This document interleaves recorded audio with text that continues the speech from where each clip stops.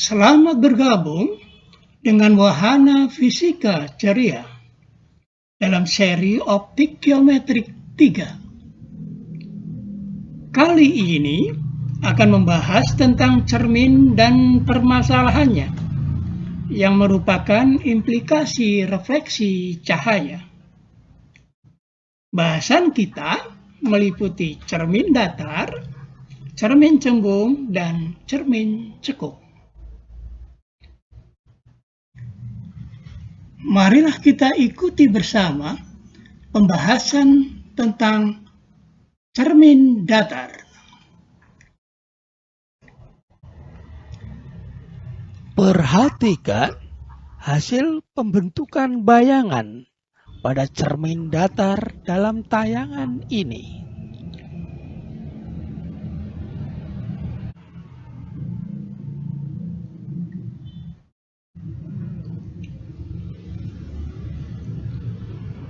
Perhatikan pula skema proses pembentukan bayangan pada cermin datar dalam animasi.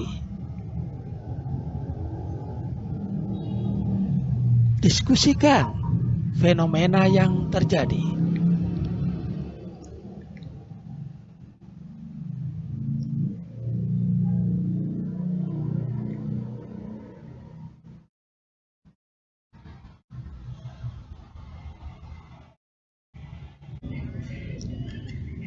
Perhatikan bayangan yang terjadi pada cermin cembung dalam tayangan ini. Bagaimanakah Sinar utama pada cermin cembung. untuk menggambarkan proses pembentukan bayangan, perlu diketahui sifat sinar utama pada cermin cembung. Perhatikan animasi berikut ini. Sinar sejajar sumbu utama dipantulkan seolah datang dari fokus. Sinar menuju fokus dipantulkan sejajar sumbu utama.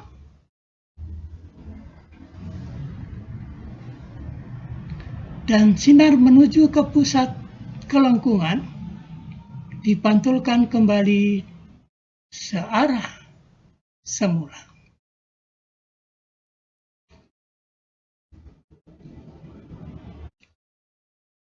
Pembentukan bayangan pada cermin cembung pada posisi 1 dipergunakan 3 buah sinar utama yang menuju ke pusat kelengkungan, yang menuju ke fokus, dan yang sejajar sumbu utama. Pada keperluan praktis, cukup menggunakan 2 dari 3 sinar utama saja. Selanjutnya, apabila benda digeser, akan terjadi pembentukan bayangan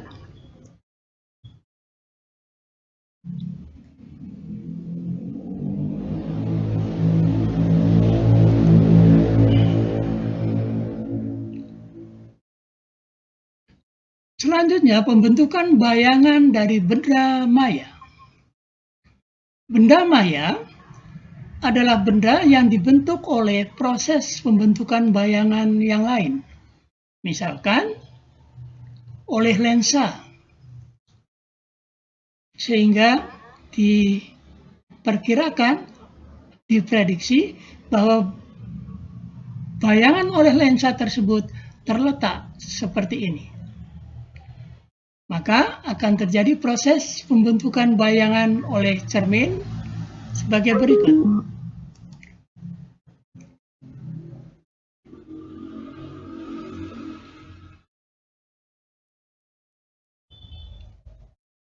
Akhirnya diperoleh bayangan akhir sebagai bayangan nyata, diperbesar, tegak.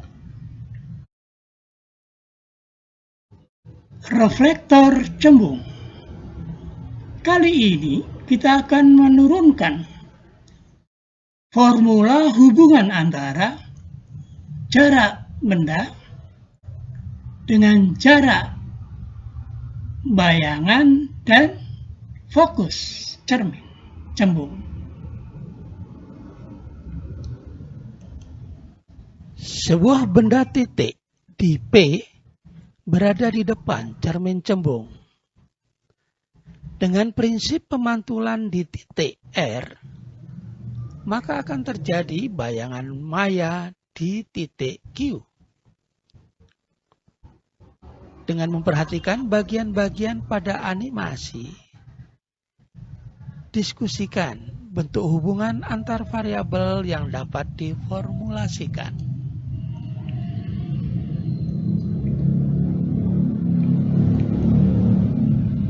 Jarak benda ke cermin adalah O. Jari-jari kelengkungan cermin adalah VO. Dalam hal ini dinotasikan sebagai R. Sementara jarak bayangannya adalah I.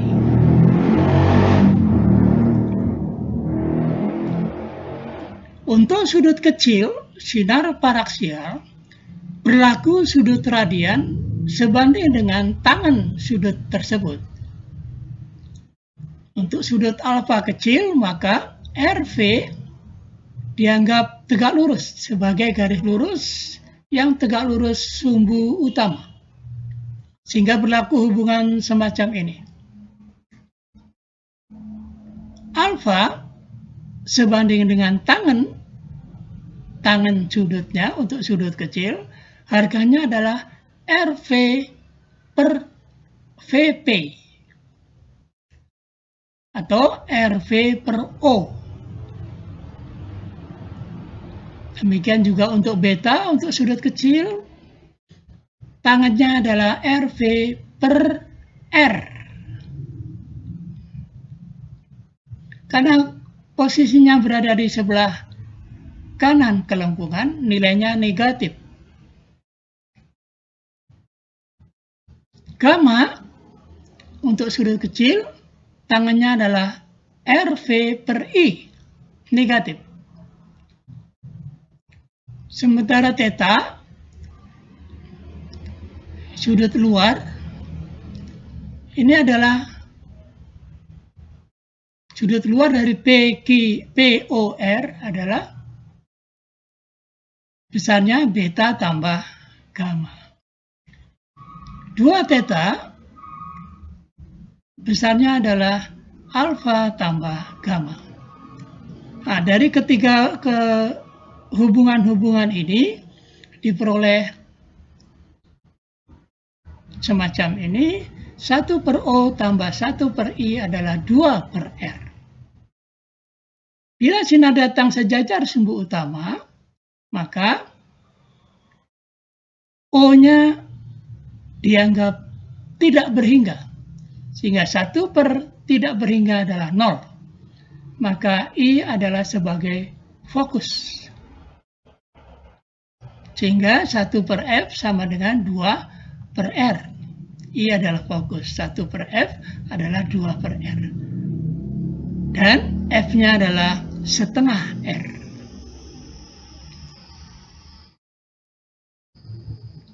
Apabila dimasukkan ke dalam persamaan sebelumnya, akan berlaku hubungan 1 per O tambah 1 per I sama dengan 1 per F. Ya, silakan disimpulkan sendiri. Selanjutnya akan dibahas tentang cermin cekung. Perhatikan bayangan yang terjadi pada cermin cekung dalam tayangan ini. Bagaimanakah sifat bayangan yang terjadi?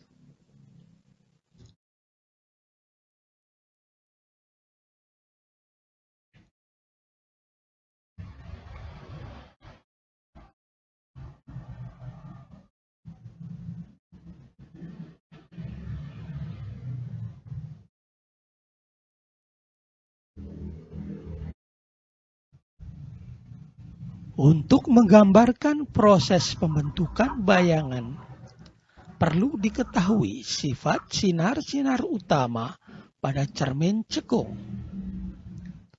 Perhatikan animasi berikut ini.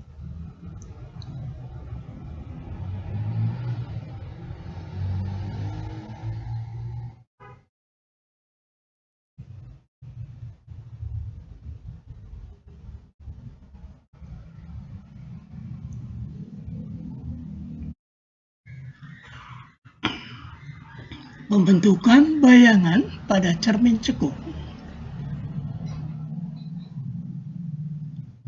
Bila benda dekat dengan cermin, maka akan terjadi bayangan maya diperbesar.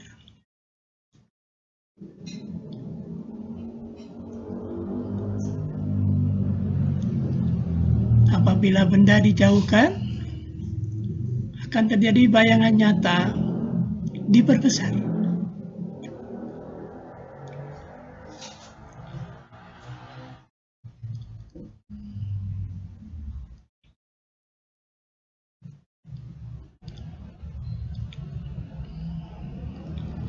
Pembentukan bayangan dari benda maya. Sebagaimana pada cermin cembung, pada cermin cekung juga terjadi hal yang sama. Mari kita lihat prosesnya. Sejajar sumbu utama dipantulkan ke fokus. Melalui pusat kelengkungan dikembalikan sehingga terjadi bayangan nyata diperkecil.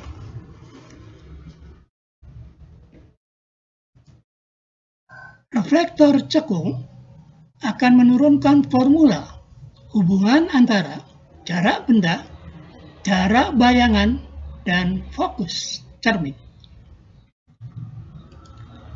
Sebuah benda titik di P berada di depan cermin cekung. Dengan prinsip pemantulan di titik R, maka akan terjadi bayangan nyata di titik Q. Dengan memperhatikan bagian-bagian pada animasi, diskusikan bentuk hubungan antar variabel yang dapat diformulasikan.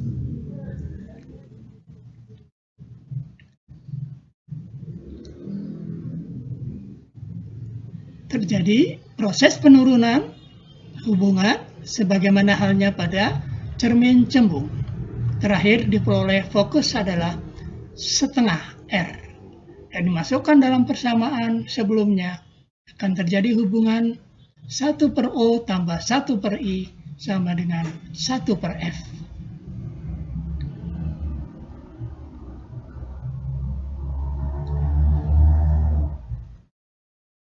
Demikian bahasan kita tentang cermin kali ini. Selamat berjumpa pada seri optik geometrik keempat tentang lensa. Terima kasih.